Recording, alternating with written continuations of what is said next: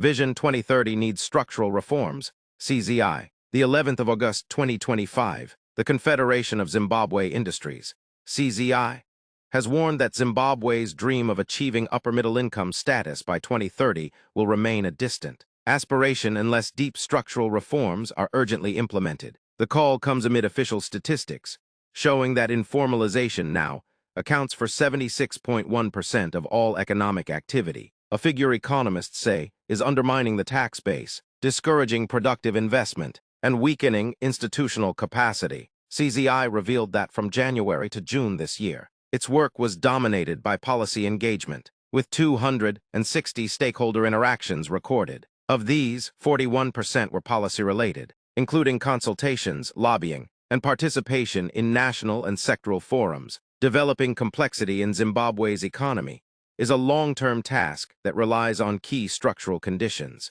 CZI said in its latest industry newsletter, macroeconomic stability is a prerequisite, along with ease of doing business, predictable regulations, and a competitive environment that reduces the cost of doing business. The industry body stressed the need for manufacturing, rebuilding broken value chains from inputs to finished products to increase local content. Formalization, it added, is essential for traceability, finance access, standards compliance, and export readiness. As the Treasury finalizes the National Development Strategy, NDS, 2, CZI urged all stakeholders to remain focused on fundamentals, warning that industrial transformation must be at the core of achieving Vision 2030. Industrialization is necessary for sustainable growth, the organization said.